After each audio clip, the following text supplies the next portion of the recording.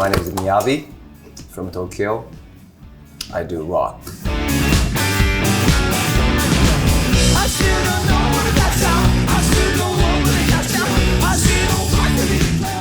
Before actually I picked up the guitar, I wanted to be a professional soccer player. So I was in a youth team of the professional soccer team in Osaka, Japan. And then I went to the professional kind of youth team and I got injured. I lost my dream. Once I lost my dream, I got lost. I was struggling. And then I just got the guitar, with my friends, like, hey, let's make a band. And I grabbed the guitar and I felt freedom. I felt like I can be free, like I can make something.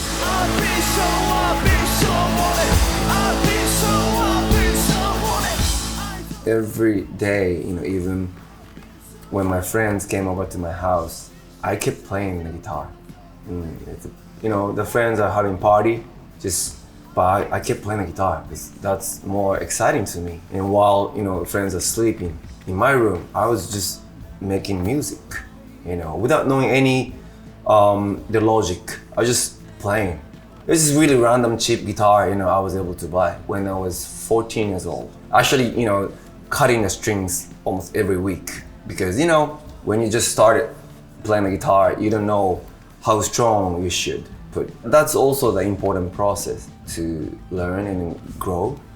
How to change the strings, how to communicate with your instrument. And now you become a professional guitarist or musician and you have a guitar tech and you get spoiled.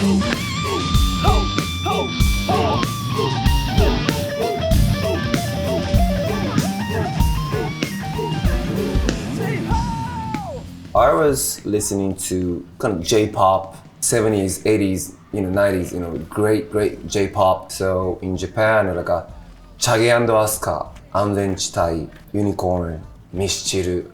Compared to the bands in the States or UK, it's not that popular, but it's such a the great artist industry there. The way we write the lyrics is totally different, because the language is different. The English is great, but at the same time, in Japanese, way different. Way more ways to express, and then also they are inspired by the Western artists. And also I was listening to kind of rock music, because of Metallica, Bon Jovi, not heavy metal, but kind of rock, even Limp Bizkit, Linkin Park. Also, David Bowie. Also, I like the Motown, like Ray Charles, or those kind of, the emotional at the same time spiritual, and it's really simple but really essential music. And also Muddy Waters or B.B. King. I like Prince and I really respect him as an entertainer. Elvis Presley or Michael Jackson. Or the Prince is that he plays the guitar, but at the same time he entertains, one of a kind.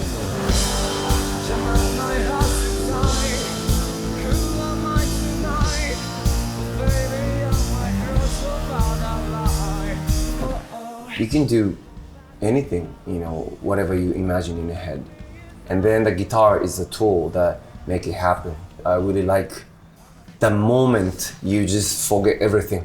And then the first time that I got on a stage when I was 14 years old, at the school, I felt the same thing. My classmates or girls that just, screamed my name. I was like, wow, I want my audience to feel, okay, let's go and let's do this, day one. So from next day, we can get something new, to start something, different, And even if the hard things happen, we can change it.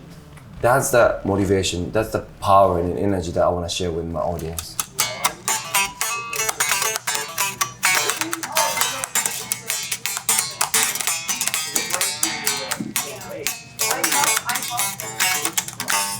I used to play, use a pick, playing the blues chord, and then the pentatonic scale, started playing the 7-string guitar and kind of, heavy stuff. But when I started going to different countries outside of Japan, I just realized I need to find my own style. So I got an idea from shamisen, which is the Japanese traditional instrument, which is used for kabuki or like a Japanese traditional play. So I was like, hey, I wanna make a sound like just like that with the guitar, because I just knew that it was too late to start learning those instruments. I just wanted to do it with the guitar. That's the way to I show my respect toward the Western culture, like a guitar and rock music. So that's why I started slapping the strings. So I just threw the pick away. Japanese culture is very unique, and then karate or sumo or iai, those martial arts, like again less groove, but the intensity, toward the one hit is very, very strong. The first hit,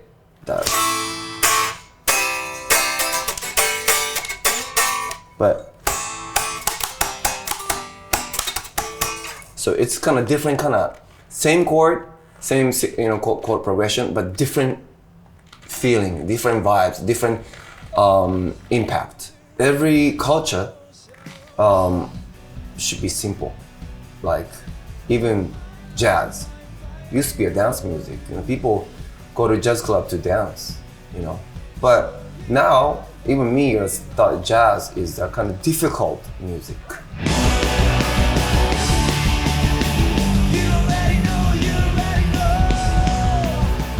I came to the States when I was 25 years old to study English. Back then, I couldn't speak English at all. And then just having a street performance at the Venice Beach. I've got permission from the city and then just got the generator and then just doing the street performance. So that I can feel the flow, if I'm not entertaining, people leave. If I do good, police come because so many people stay. So that's how kind of I grew my performance kind of ability. So back then, I don't know if they're still doing that, but the Rock City crew, they're having a party every weekend. And then I got the opportunity to play there. So Mr. Freeze, Mr. Wigglers, those people are just there. And then Mr. Freeze introduced me, hey, let's welcome a brother, samurai guitarist, Miyavi. I was like, cool, man. Since then, the people started calling me the samurai guitarist. I do feel responsibility. Wherever the audience is, I go. Before TikTok or Instagram, I was using MySpace and then just found I've got the fan community, like in Brazil or Chile, more than 10,000 people are kind of wanting to have my concert in their country. So I think I was the first Japanese artist to have concert in Chile. Anywhere I go, people introduce me as Japanese artist. So the first time I had that world tour, I was having the beatboxer, tap dancer, DJ, the bass player, and also painter, and a BMX rider, and also the Japanese taiko drummer in my band. So it's more like I call it kabuki boys, more like a cultural, mix. So that somehow we can we don't represent, but show the audience some kind of, Japanese essence, like the feel. For me, in every show, the barometer is if the security guard want to take a selfie with me, I rock there. Even the bartender, if they come to me, I think that show is great. Without knowing my music, that's the sign that I did a great job.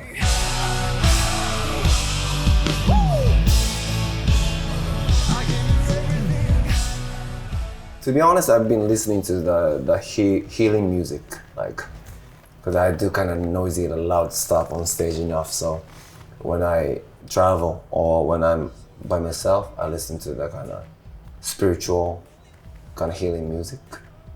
Yeah, but at the same time, I do listen to kind of cool dance music, Daft Punk or Kraftwerk or Justice. I do like dancing. I wanna, that's also my mission as a guitarist, to make people dance with my guitar. Playing in a band as a kind of typical rock form is not, rock. And to me, it's like out of the box, doing something different, and then make a new path. That's the kind of how we rock, and that's a rock legend, made a history. That's what we learned. David Bowie, how he changed his style, how the Rolling Stones got inspired by Muddy Waters. The blues music, they transformed to their style. Michael Jackson too. Elvis Presley too. So with respect, I'm not afraid of kind of making something new, different, and then people might feel it's weird or, you know, I'm not afraid of that. That's the reason why I keep playing the guitar.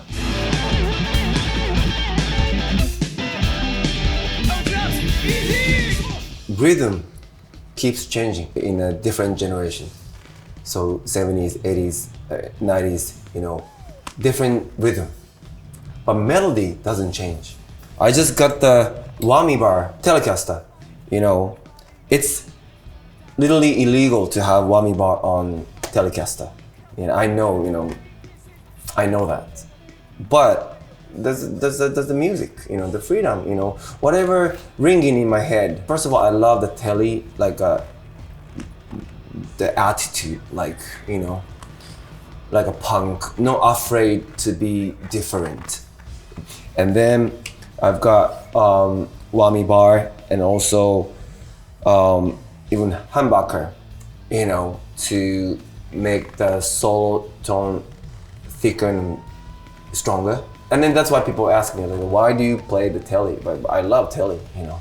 I love the Tele players, you know, the attitude and the way they exist on stage is really, really fascinating. And that's kind of rock music to me. When I worked with Jam and Lewis, Jimmy Jam and Terry Lewis, you know, the legendary producers, you know, used to be in the time, the Prince band, and then the produced Janet Jackson's The Rhythm Nation.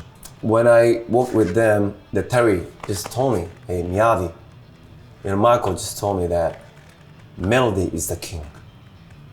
Yeah, I was like, but at that time, I didn't get it. I was like, oh, cool. And I just kept slapping the strings, you know. But now I deeply understand what he meant, because the melody lasts forever. And you stick with your memory very strongly. Rhythm doesn't stay, you know. The rhythm, you know, makes you dance or get you hyped, but it's not. The melody and also the lyrics stick with your memory. So I do love Santana or Jeff Beck, you know. Not the technical thing, but great tone with great melody. Like sexy and sentimental. So that's why I got the, you know, single coil and a humbucker, whammy bar, sustainer, all in one. So I can travel, I can go anywhere. But I'm not the type of artist who have tons of guitars on the road. I want to be ready with one guitar and I can do everything. With this guitar, I can go anywhere and I can do my thing.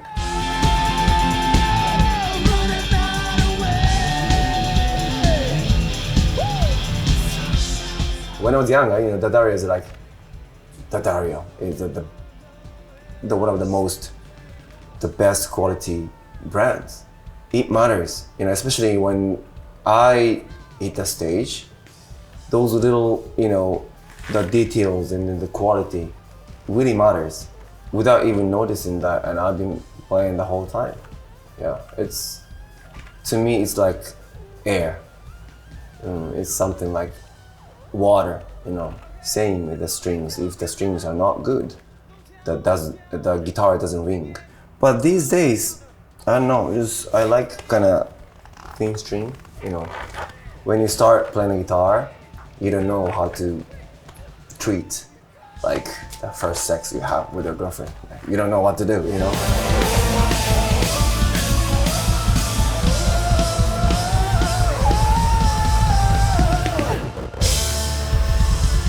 So yeah, I use the Dario XLs.